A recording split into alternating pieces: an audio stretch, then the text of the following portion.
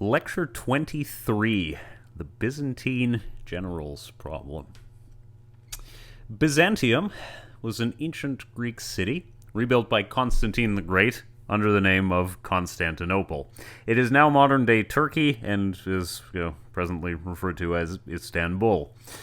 Now, you're probably thinking, wait a minute, I don't remember this being a history class, and yet now 2 lectures in a row have involved significant history lessons.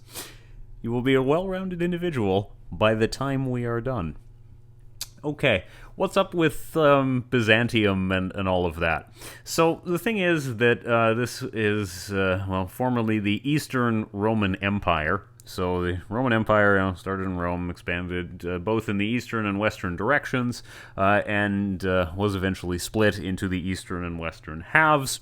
The western half fell to, the barbarians long before the eastern half did.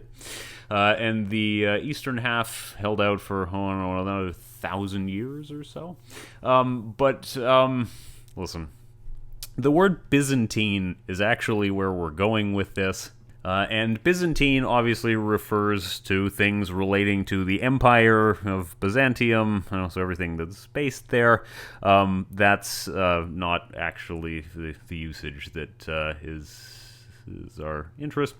In English, the word Byzantine has come to mean something that is excessively complicated, and that's not the only meaning, though. There's a third, and this extra meaning that we want to talk about, which is characterized by deviousness.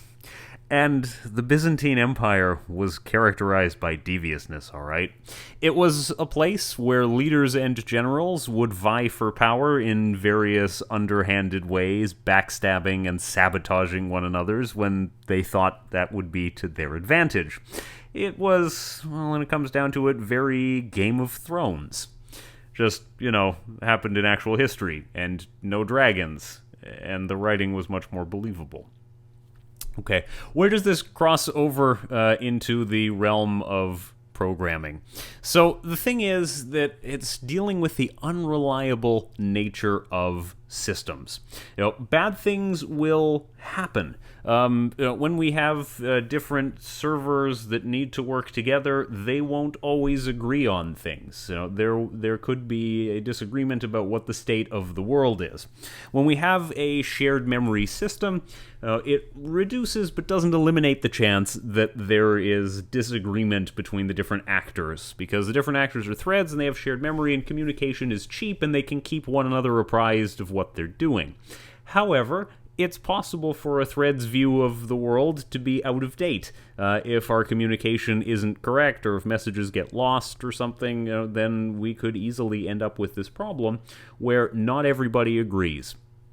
So, frequently the Byzantine Generals Problem is discussed using independent actors. They're different computers and maybe they're located around the world. That obviously makes it more likely that they are unreliable in some way, or that they don't agree on everything, but it's not the only way. So one of the things that I want to point out, and I'm going to point it out more than once while we talk about this, because past experience suggests that this reminder is needed, is that it's not that we think that somewhere out there one of the processes of the system is malicious and trying to sabotage things and make the system fail. That could happen, actually. Don't rule it out, and if you take a computer security course, you should imagine that every other process in the system is evil scheming villain out to get you. But most of the time, actually, what we have is an error, a bug, some design problem, which was not intended. That wasn't anybody. And nobody woke up with the goal of how can I cause chaos today? But this is still a risk, even if it's not from malicious intent. Okay, so the dude abides. In any system where we have more than one actor, actor in this case is a process, a thread, people even, we don't all necessarily agree on our view of the world, and by that I don't mean, whether we support this economic policy or that. I mean, but we don't even necessarily agree on the facts. Like how many transactions have been processed right now, or how many things are in progress, or more importantly, what time it is. Keeping track of time in a distributed system is a whole thing on its own, which you might cover if you take a distributed systems course. So, okay, however we got to our scenario, imagine whatever system you want to imagine. We are going to need a way to deal with the fact that not everybody agrees, and also sometimes messages get mixed up. The most obvious case for messages getting mixed up is, they're traveling over the network, and network is usually pretty good, but isn't a guarantee of timely delivery, isn't a guarantee of delivery at all. You could say the same thing about mailing something. If you mail a letter, it's possible it gets lost. The Postal Service can and does lose letters sometimes. Emails end up in the spam filter. Nothing is, perfectly, totally 100% reliable, and we'll have a better system if we consider this possibility and if we plan with it in mind. So it is a communication problem, and we can invest tons and tons of effort into making our communication mechanism more reliable. However, it's also a coordination problem. And you are familiar, I think, with coordination problems if ever you've tried to organize going to lunch with 5 people. You might have found that unexpectedly difficult. Can we agree on a time? Well, this person has this conflict, so it can't be on Tuesday. But what about Thursday? No, it can't be on Thursday because a different person has something else. This person has a dentist appointment. And then once you can agree on a time, not everybody agrees on where they want to go because this person is vegetarian and that person is low carb. You can make yourself kind of nuts trying to do that. You might find it's unexpectedly difficult for 5 people. Now imagine one person is, unintentionally or otherwise, trying to sabotage the planning so that organizing lunch will fail. I mean, that usually doesn't happen, but it could. Okay, so we are going to talk about the Byzantine Generals Problem using some of the following terminology. It is our humor-based approach for making this interesting, making it entertaining, making it something that will hopefully stick in your mind. So the organization of the army, because we have generals and generals have armies, looks like this. There is a general. The general gives the orders. Okay, that seems straightforward. There are also some number of lieutenants, N lieutenants. Each commands a group of the empire's troops. Now, individual troops in this scenario do exactly what they're told, so there's no further concern for their actions. There's no possibility that they do the wrong thing. They do whatever their lieutenant tells them to do. Okay. And lieutenants can communicate with one another through messages, and they get their orders from the general. And one of the rules for the system is that all of the lieutenants have to work together for their plan to be a success. Otherwise, there is chaos. Right? If some of the lieutenants take one action and other lieutenants take another action, then this doesn't go well. We'll see when we talk about this in an actual example. All right, so this is pretty easy, right? I mean, there's not much to it. This is an army. The general gives the orders and tells lieutenants what to do, and they do it. And if one of the lieutenants does the wrong thing, that lieutenant is a traitor. In the words of Lord Vader, you're a part of the Rebel Alliance and a traitor. Take her away. Right? That was simple. Too simple? Too simple. The general can be disloyal to betrayal. Betrayal. Horrible bosses, Byzantium. Okay. So, I mean, imagine, if you will, that you are a disloyal general. General Hux, let's say. Your emperor has commanded you to attack, but you want the attack to fail. But you also want it to seem like it's not your fault. That last part is important if your intention is to remain alive, which, again, if you are the general in this scenario, it's important to you. So, what do you do? If your goal is to frustrate the lawful command of the Emperor.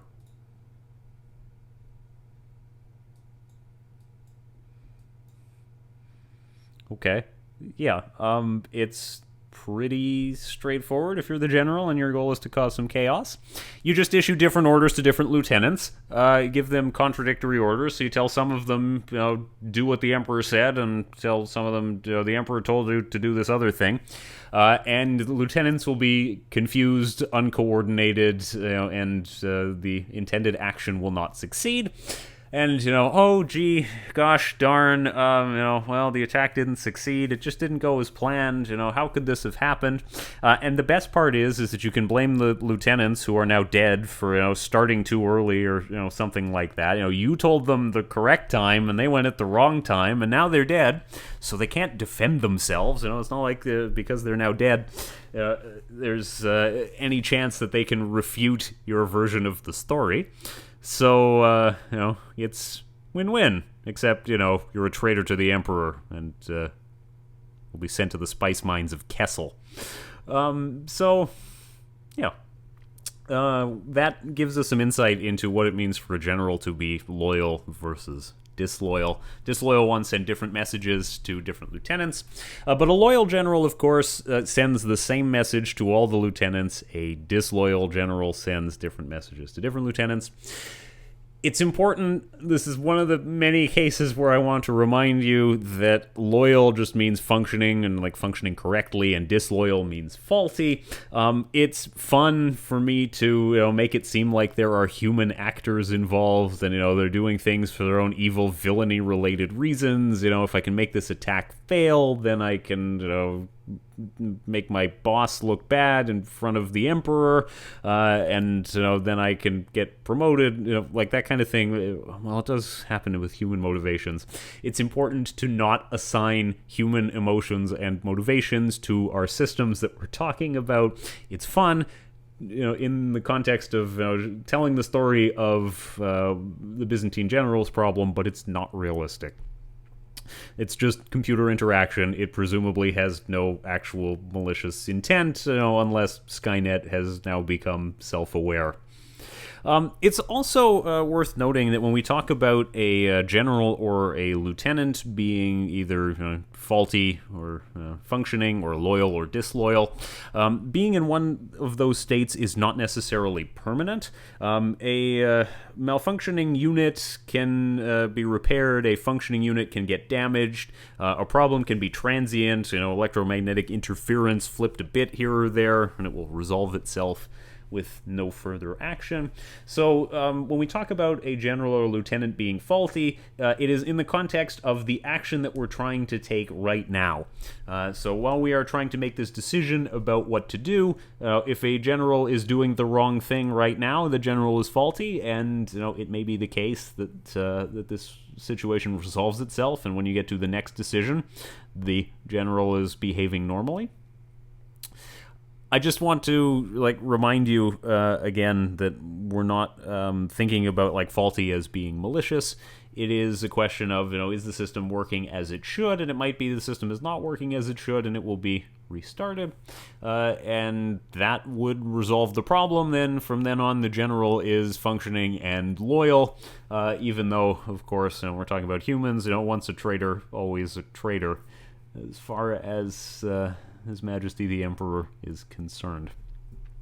And the other thing to remember is that when we talk about the Byzantine Generals Problem, we're mostly interested in a kind of what-if analysis, in that we are trying to design our system such that it is capable of handling some amount of disloyalty. And that is one of the key decisions in your system design. It is likely, and I face this myself in programs that are written, that probably you assume that all systems are working as intended, and there's no problem with malfunctioning systems or disloyalty. That isn't necessarily great if you have some service that needs very high uptime, or again, in the case of like the Mars lander, something that you are sending to a different planet where it's not that easy to send out a repair crew to open it up and see what's going on inside. So with that in mind, we will design at some point a level that says this is the amount of disloyalty that we are willing to tolerate, i.e. the amount of malfunction in the system that we consider to be the limit of what we can deal with. Now, given enough bad actors, obviously things will go wrong. If everyone is disloyal, like absolutely utter chaos will result, and it only makes sense. If all of the processes that you are working with are malfunctioning, yeah, of course you won't get the right answer. There's no fixing that. But you could say, well, is it okay if we tolerate one disloyal participant? That is, the system still works as expected, even if one of the processes or one of the threads or one of the servers is not behaving correctly. Is that okay? Is that, if that's not enough, sort of guarantee resilience for us, maybe 2, 3? I mean, the line will have to be drawn somewhere, but I think at the very least, it is wise if your system has like real uptime requirements or availability requirements or anything like that, that you shouldn't let any one disloyal individual ruin things for everyone, even if that disloyal individual is the boss. All right, so should I stay or should I go now? Now, we've got a good introduction to the concept of the problem. We understand, there are generals, there are lieutenants, they give orders, lieutenants do what they're told unless they're traitors, so things like that. So what we're going to do is move on to a bit more concrete example, in that we will say there are 2 kinds of command, attack and retreat. Obviously, your real system doesn't have to be this limited. You could give any orders. There could be many different commands that could be given. And for the purposes of the example, we will say we're going to just say there's 2. There's attack and retreat. If your system has more than this, you need a majority to, or a plurality to consider that action a winner, that's fine. But for now, we will consider our 2 options to be attack and retreat. It is possible that our system produces a tie no matter how many participants or possible actions that we have. If we have an even number of participants or an odd number of participants or whatever, it's still possible for a tie to get produced. You might say, well, if I have a prime number of these things, well, you can't have a tie. Yeah, sure, but that also assumes that we have exactly 2 commands, so there could be 7 commands and 7 participants, and everybody votes for their favorite command, and you have a 7-way tie. Usually this means that by default a choice is made if we can't make a decision. And the default choice is usually retreat. Your system doesn't have to choose that as the default. All that's necessary is there is a default action. And we're going to say, for the purposes of our discussion, the default is retreat. So if we can't agree as a group that we're going to attack, we will choose to retreat. The Emperor will be displeased, but it's better than some people attack and some people retreat and some people die, so that's not good. Now, here is a scenario. We have a disloyal general and 2 loyal lieutenants. The disloyal general is shaded in red, and we have these lieutenants 1 and 2 if we number them from the left, and they are both loyal. So the general, being colored in red, is clearly the scheming villain in this scenario, and loyal participants are represented as gray in our diagrams. I've also tried to make it so the colors are distinguishable if you're looking at it in like black and white, but if they're not, and somebody comments on this video that they have trouble distinguishing them, I could probably replace the colors to make this a little clearer. Anyway, what are lieutenants to do in this scenario? They are both participants in this army, and the general has told Lieutenant 1 attack and has told Lieutenant 2 retreat. So, any ideas about how they will address this?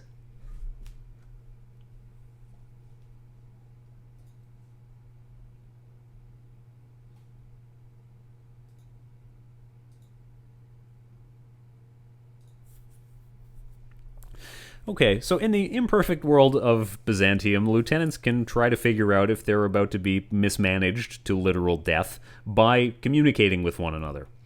If they find they're all on the same page, and then they do what they're told. Otherwise, they fall back on the default option. So they communicate with one another. So after the general gives the lieutenants the orders, Lieutenant 1 talks to Lieutenant 2 and says, hey, buddy, I was told to attack. And Lieutenant 2 says, no way, I was told to retreat. And since they don't agree, we're not sure what the Emperor wanted, we will choose the default option, which is retreat. Okay. So, does that solve the problem? Well, if we look at our scenario here, if the general gives the same order to both lieutenants compare notes and they say, we got the same order, so let's do it. No problem. If the general gives contradictory orders, then they compare notes and they say, that's not what I got, and then, they make the decision to choose the default option because they have a tie. One says attack and one says retreat. They have a tie, so by default, the tiebreaker wins. Okay. That's not a complete solution, though, because, does anybody know why?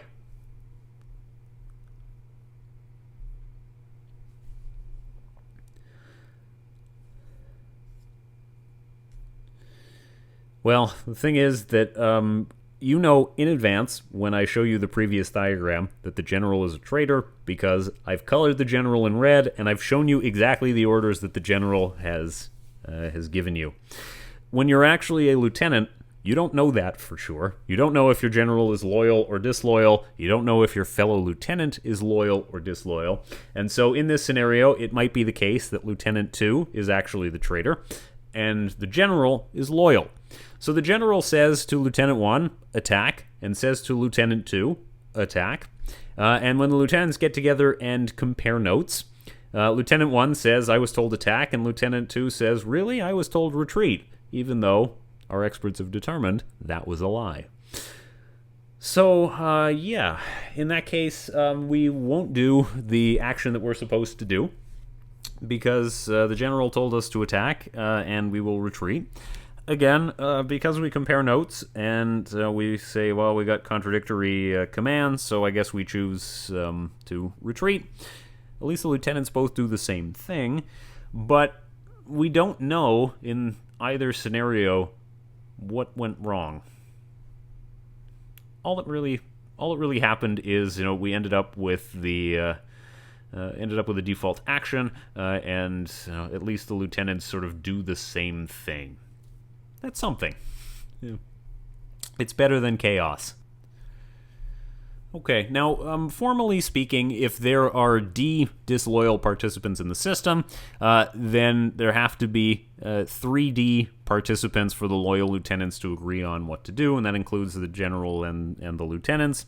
And so, to be sure that we always get a decision about what is supposed to happen, there have to be enough participants in the system, such that they outweigh the impact of disloyal participants. If we know for sure that the general is loyal, then at least 2 loyal lieutenants are required so that the orders will be carried out, that is to do what the general has commanded. If the general is disloyal, then you need at least 2 plus 1 loyal lieutenants so that they come up with a course of action, and thus always end up with a consistent action, doing the thing that they all agree they are supposed to do. So, okay, we've got sort of a brief understanding of our strategy, and it is that participants need to compare notes. If they compare notes and they talk about, here's the order that I got, and they recognize this is the command I've been given, and this is what the other people tell me they've been given, then we can eventually work out a decision.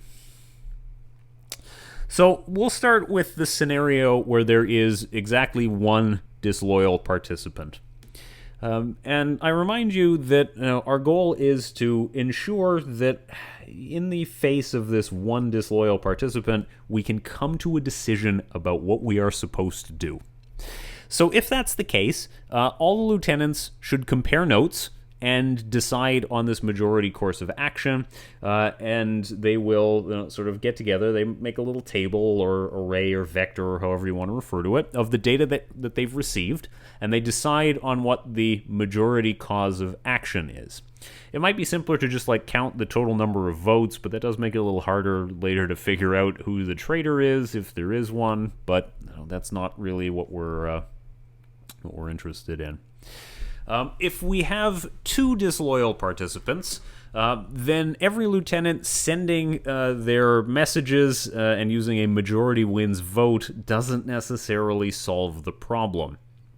I mean, this kind of thing can happen in a scenario like this. The general is disloyal, and one of the lieutenants, Lieutenant 4 in this case, is a collaborator. So what can the collaborating lieutenant do to make sure that nobody else comes to an agreement?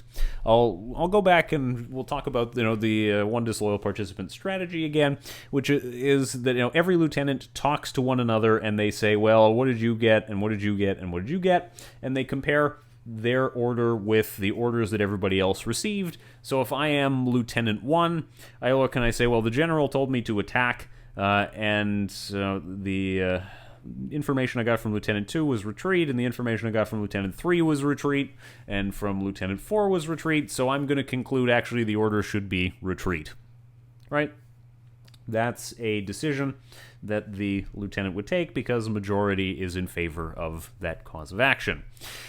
So it's not going to work, spoiler alert, when we have two disloyal participants, and we'll say that the general has told Lieutenants 1, 2, and 3 attack, and has told Lieutenants 5, 6, and 7 that they should retreat. What he says to Lieutenant 4 doesn't really matter because he's also a traitor and a collaborator. So, I mean, yeah, if every lieutenant is going to ask every other lieutenant, tell me what you got, and they're going to compare notes, what do you do if you are Lieutenant 4 and your goal is to, well, prevent a unified cause of action?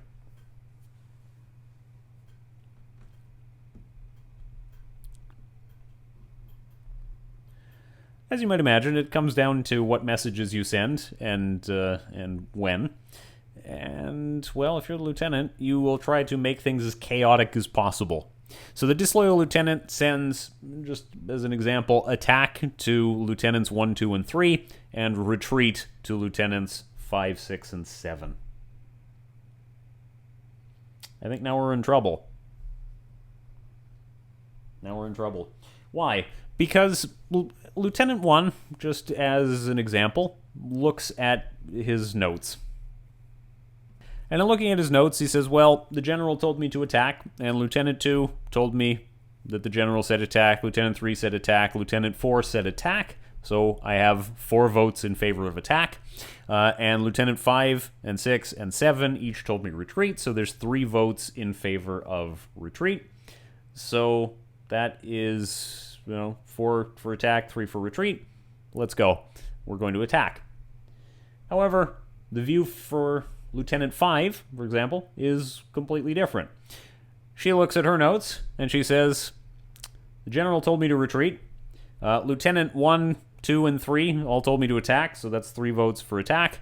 And Lieutenant 4, Lieutenant 6, Lieutenant 7 all told me retreat, so I have 4 votes for retreat. So the majority is retreat. Obviously, just with the example here, Lieutenant 2 and Lieutenant 3 decide the same as Lieutenant 1. Lieutenant 6 and Lieutenant 7 decide the same as Lieutenant 5. So now 3 lieutenants have said the decision is attack because we have a 4-3 majority for attack. And 3 lieutenants said, no, the decision is retreat because we have a 4-3 majority for retreat. Now what?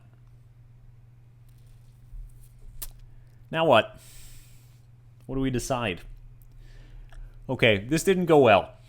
half the participants think the majority is on one side and half think the majority is on the other, and nobody is happy in this scenario. Summing up, what we heard from the lieutenant is not sufficient. I mean, if only it were. So, yeah, I mean, with 2 disloyal participants in the system, we can't just do this, simply where we have one interaction with all of our other lieutenants and we sum up what we heard. So, how do we get out of this problem? Well, the problem is, more communication. So lieutenants should not only tell us, this is what the general told me, but they should say, this is what I heard from the other lieutenants. So, yeah, after the general issues instructions, every lieutenant communicates with every other to hear what the general said to them. But also, then lieutenants say, well, here's what I've heard from other lieutenants, to see to it that everybody has kind of a common picture of what's going on. So, yeah, consider a different example. The general is loyal, but we have 2 traitorous lieutenants. Again, now we have a total of 7 participants. So the general issued an order to attack and tells everybody, including the traitorous lieutenants, to attack. Each lieutenant constructs the following vector. This is how a lieutenant keeps track of what any other participant in the system has told them. So VX is the order we received from Lieutenant X. So if we are Lieutenant 1, we complete the generic form of the table, as the one on the top, as the actual form below. So we received the command attack from the general, and Lieutenant 2 said, yep, we received the order attack. Lieutenant 3 said attack, 4 said attack, and 5 is a traitor, so 5 said retreat, and 6 says retreat. So yeah, we fill in our own value in the table L1 with the actual data that we received from the general. We get all of our remaining values from other lieutenants. And then we have a second round where we compare notes again, where all of the lieutenants then exchange with one another. This is the vector that I've just built in round 1. So round 2 of communication says, make this table based on the information that we received from other lieutenants.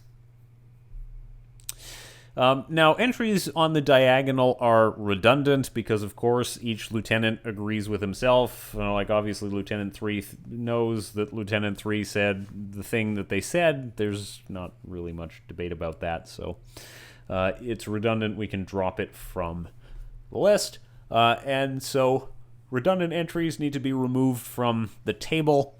And from the point of view of Lieutenant 1, we'll say the situation looks like this. So the first row of this table is the vector we built in round 1, just with the L1 thing deleted.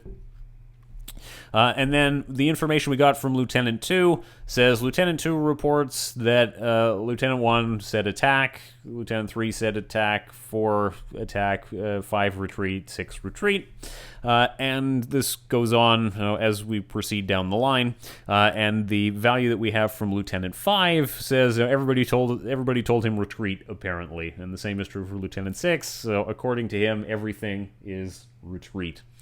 You may imagine that this just means that whatever system that is communicating here is stuck. So it always says retreat no matter what was actually said to it, and that's a plausible explanation for why it behaves the way it behaves. Again, without any villainy related explanation, which, although entertaining, isn't necessarily true. The other thing that we can do is replace the first column. So if we're Lieutenant 1, it doesn't matter what other people think we said. So here, Lieutenant 5 reports that he thinks that we said retreat. No. So we can replace the first column with what we actually sent them. So it's always A in that column. And then we figure out a majority vote for each column in the table, so we just sum it up. So we have a majority for attack for Lieutenant 1 column, a majority of attack for 2, majority for 3 for attack, and 4 is the same. And for Lieutenant 5 and 6, we have retreat as our majority for that column. And then this summation vector is used to make the decision. And the decision, when we look at that, is, of course, obvious. We have 4 lieutenants who said attack. We have 2 who think the general said retreat. The majority wins, and the attack proceeds. And every lieutenant ends up building the same vector, with the minor difference that for Lieutenant 2, they replace the Lieutenant 2 column instead of Lieutenant 1, and so on, all the way to Lieutenant 6. But in the end, they all get to the same summary, where they all end up showing that Lieutenant 1, by majority of reporting, says attack, and they all get 4 attack and 2 retreat. So, onward to victory, brothers and sisters. Look at that drawing of the Byzantine troops out in the field. Majority wins, the attack proceeds. Glory to the Emperor. Now, when you think of that, maybe you actually think of something like this. We're attacking, drive me closer, I want to hit them with my sword. Glory to the Emperor. That might be less historically accurate, but it was hard to resist the joke possibility. Okay, now the thing is that the more traitors we have, the more problems we will face with actually executing our intended decision-making algorithm. Now, again, we have to choose how much disloyalty we're willing to tolerate, because if we had 1 less loyal lieutenant, that is, there were 3 lieutenants who were traitors, then we could have a tie in our vector at the end, and that would result in picking the default value. So if that means the general ordered attack and default is retreat, the general will not be happy about that. And it makes it a little clearer that when we have many possible orders, not just attack and retreat, that sometimes the default is not actually what you want. Although we are still preferring the default action taken by everyone over different lieutenants do different things. Okay, so you might have figured out, and you might have observed when we were looking at some of these examples, that, disloyal participants can lie at any time, so we can't actually rely on their data. And you're right. If I go back, in the examples, we know who the traitors are, and I tell you in advance that, Lieutenant 5 and Lieutenant 6 are traitors, because I show you this diagram, and Lieutenant 5 and Lieutenant 6 are shaded in red, and, they are basically labeled as traitors from the get-go. Nevertheless, they could have sent any message, and I just put R in the example because it's the wrong thing. It's the opposite of what was commanded. However, we should actually be able to reach a decision no matter whether they said attack or retreat. And so for that reason, what we'll actually usually do is replace whatever the disloyal participants would say with a question mark. Not any particular answer, because they're liars and the answer could be anything. In real life, some message was received. In our scenario, it will be either attack or retreat. That part is, I'll say, obvious. But it's unimportant to us, usually, which one it is. All that matters is they are not doing what they are supposed to do. You might choose to assume the worst-case scenario, that is, they say the opposite of what they are supposed to say, such that you can reason that even in that worst-case scenario, everything works out fine. However, we do not necessarily know what they're going to say. All we know is what they're going to say is unpredictable. So, final reminder, in the words of Her Majesty, we are not amused. We are not interested, really, in determining who the traitors are. And when I've held this lecture in the classroom, there's always, a tremendous amount of eagerness to be like, aha, Lieutenant 6 said the wrong thing, they're a traitor, off with their heads. Yes, that's what would really happen in Byzantium, and probably if someone were a traitor in a more modern army, it might not be off with their heads, but certainly to the court-martial and the stockade.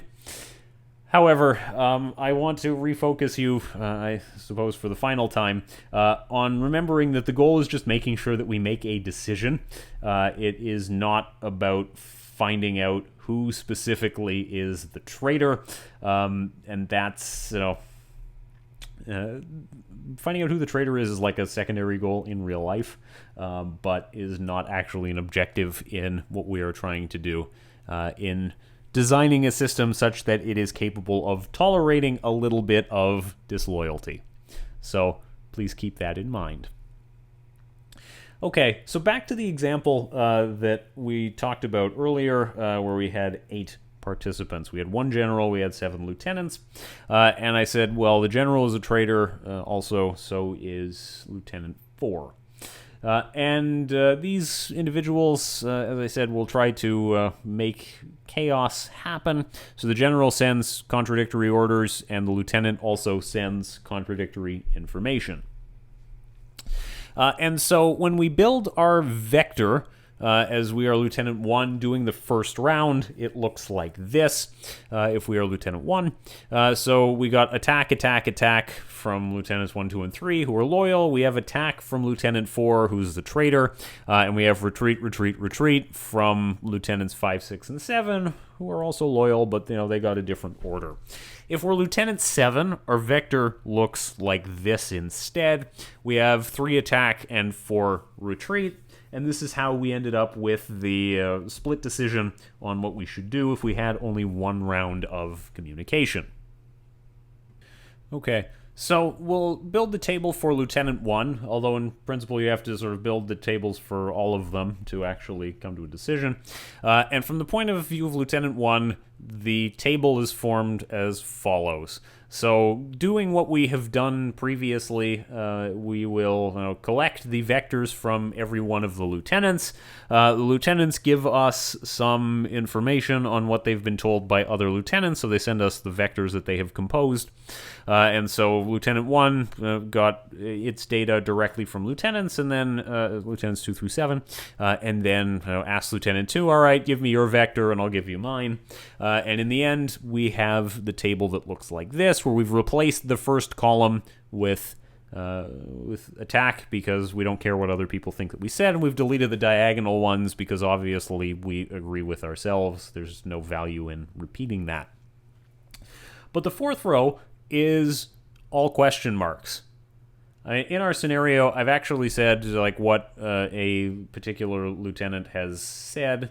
In this case, what the traitorous Lieutenant 4 has said, because he sends 3 attack and 3 retreat messages. But in this representation, it's all question marks because it's treason then. Yeah, Lieutenant 4 is a traitor and could lie about what the other lieutenants said. So if I go back here for Lieutenant 1, the value we received directly from Lieutenant 4 was attack, and we know that to be the case. If Lieutenant 2 reports that Lieutenant 4 said attack, we would believe that because Lieutenant 2 is not a traitor, and so on. And as Lieutenant 1, we know that we sent Lieutenant 4 attack, and we know the other loyal generals all sent their actual messages. And Lieutenant 4, being a traitor, can lie about that. Lieutenant 4 could then, in the second round, also lie. I mean, they lied in the first round. They could lie in the second round. It seems only plausible. So that being the case, we don't actually want to put any stock into what they said. So for that reason, in this table, I'm representing it all as question marks. Now again, in real life, they will send an answer. It will be either attack or retreat. There will be some value there. But we put question mark to represent the fact that it could be anything. So we'll find, of course, it doesn't change the decision. But it is just sort of worth noting in there.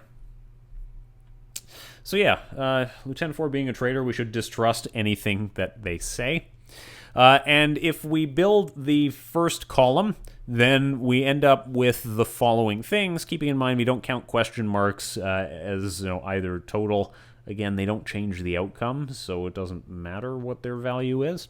Lieutenant 1 builds this table and then crushes it down to the vector below and says, okay, conclusion is we have 3 votes for attack and 3 votes for retreat.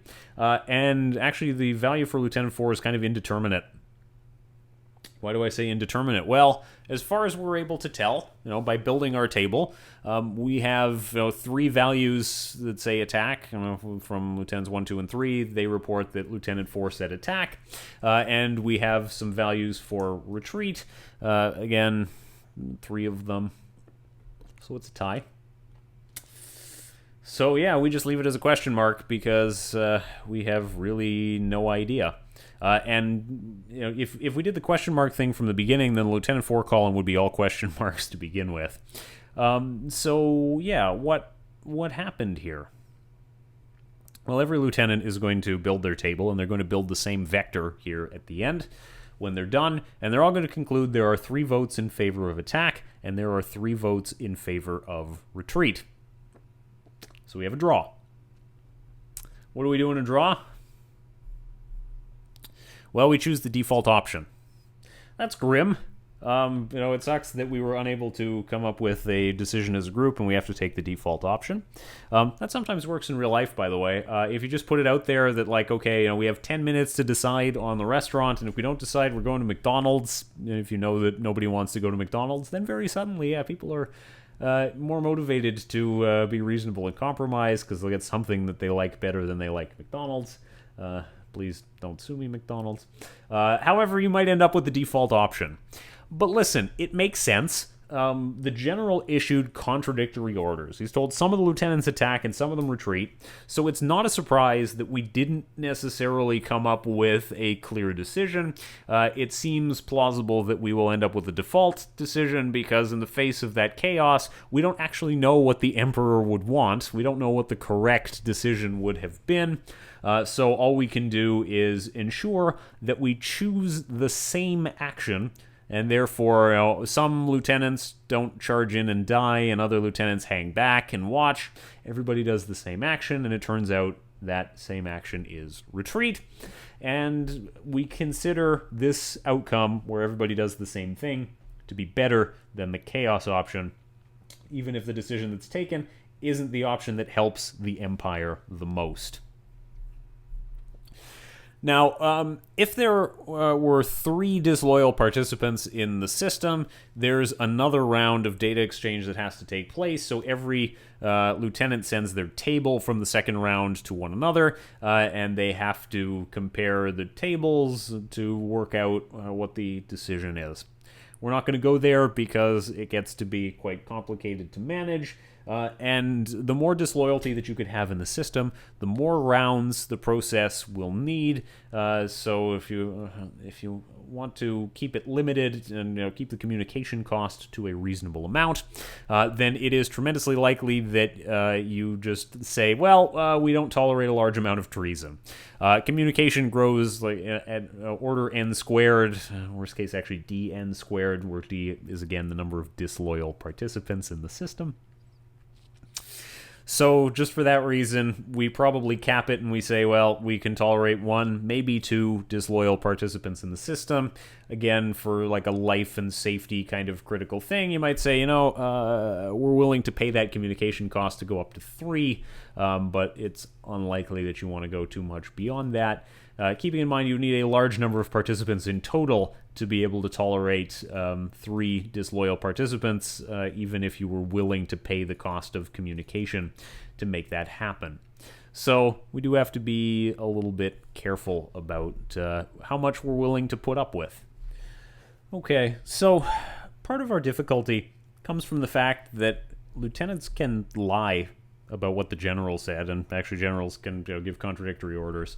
But if we could eliminate the idea of lieutenants lying, maybe that would help.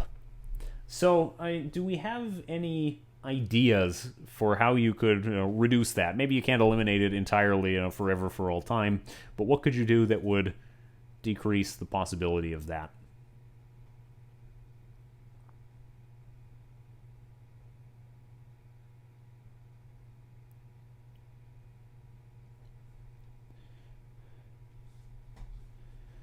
Okay, now in the past, when people have sort of suggested this in class, There have been some interesting ideas, but usually I have to shoot them down.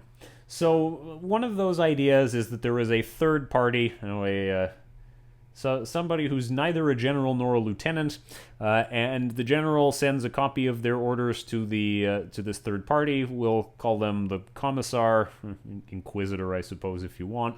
And the lieutenants then also report their things to the commissar as well, and the commissar will then be able to figure out who the traitors are. That sort of works, except it faces the problem of, well, what if the commissar is a traitor? That could happen. Again, in a real-life Inquisition kind of scenario, obviously you choose commissar for their tremendous loyalty. But hey, every system is potentially faulty for some reason or another, so we can't necessarily rely on that behavior. By that same token, we could talk about, well, why doesn't the emperor get involved? And truthfully, the emperor has other things to do versus getting this done. But the emperor couldn't possibly communicate with every troop out in the field. Keep in mind that in Byzantium, the messages have to be conveyed, by messengers, kind of thing. So the emperor doesn't have time to run around to every group of lieutenants and tell them this is what I want you to do. And even then, lieutenants could lie about what the emperor told them when the emperor was present. Similarly, you can't gather everybody up. To have a face-to-face group meeting with the emperor every time we want to give some orders. Again, the emperor doesn't have time for that, and also it's impractical, unless the army happens to be located very close to Byzantium. Not super likely either. In the ancient world, communication isn't quite so instant, and that is important to remember. Okay, there have been some sort of other ideas about sending messages multiple times. So if one message gets kind of corrupted in transit, if we send the message 5 times, we can just take whatever wins majority of that. This does reduce communication errors. It does help when the general being a traitor or the lieutenant being a traitor is because of some transient communication error. A bit got flipped here or there. That's true, but doesn't solve the problem when all of the messages are wrong, and all the messages are saying the opposite of what the general told us, because that can happen with how treason generally works in this system. So it's a clever idea, and it does address some problems, but not everything. Now, in the time of Byzantium, wax seals are used, so you pour hot wax and then a stamp or a ring is used to make an imprint on it, and if you recognize the ring, you will recognize this message to be genuine, and this does presuppose that the ring in question is relatively unique, and it's hard to fake these rings. And yeah, at least in the time of Byzantium, that's probably true. Now, that would presumably not be sufficient. In modern times, messages can be signed using public key cryptography. And so using public key cryptography, participants can check whether a received message is genuine. And basically, what this means is that when a lieutenant says to another, actually the general told me this, the general's message can be checked using public key cryptography to see, did Lieutenant 2 report to Lieutenant 1 accurately what the general sent? It doesn't solve the problem that the general could send contradictory orders, but at least we could be certain that Lieutenant 2 honestly told us what the general told them. So that improves the situation. It doesn't make everything, wonderful and magical. We still have to deal with the fact that generals could be traitors, and there's still the necessary communication costs that have to be paid to ensure that everybody has discussed and agreed and we're on the same page and everything. But it is less likely that things go wrong. And so it would be nice if we could disregard an order that does not appear genuine. Now, some people have in the past mentioned that they're not entirely familiar with public key cryptography. So I'll take a couple of minutes to talk about that. This will not be a super comprehensive discussion. It is not a substitute for learning formally about public key cryptography in like a discrete mathematics course or a computer security course, but just to give you some context so you can understand what I'm talking about. When I say we can sign messages, we will spend a little bit of time on a digression about that.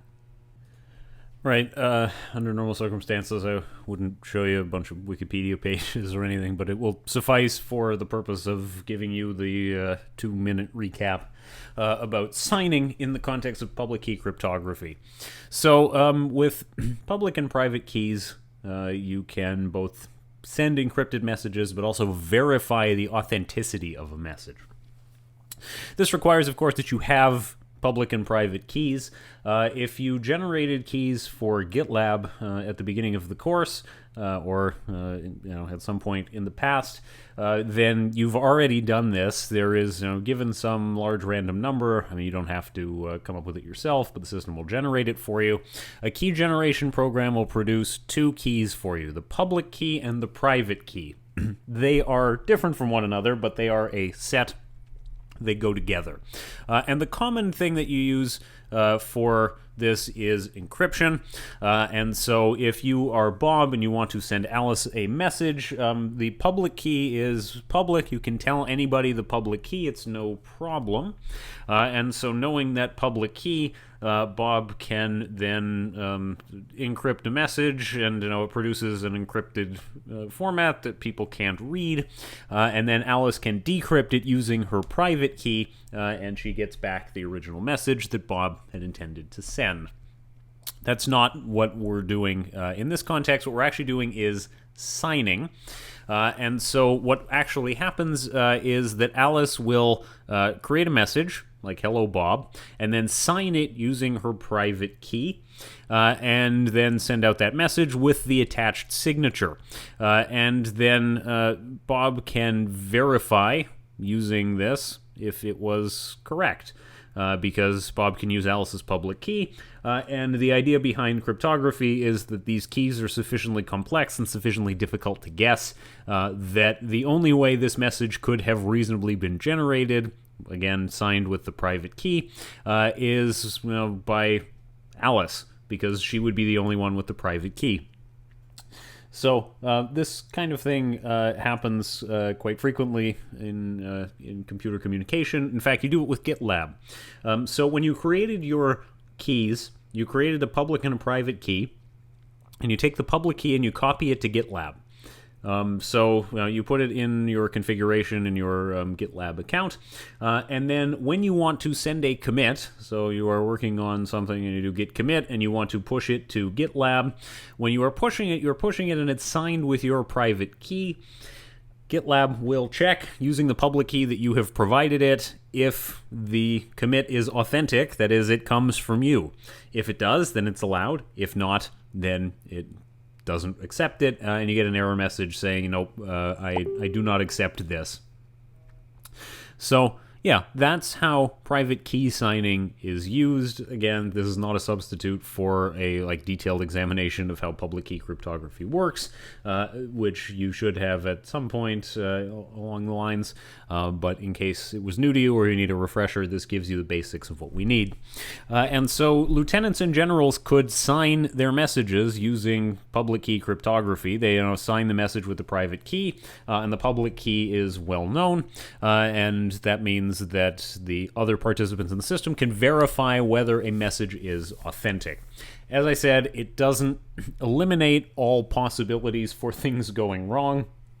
Generals can still, send contradictory orders. Lieutenants can still lie about messages they got from the general, but a lieutenant cannot effectively lie about a message they receive from another lieutenant, because when they pass along that lieutenant's message, it will be signed with that lieutenant's private key, and anybody else checking that could verify if the message was correct or if it was a forgery. So that's how private key signing would work in this situation. Now, public key cryptography aside, the Byzantine Generals Problem does have applicability in all kinds of systems, from spaceflight to cryptocurrency.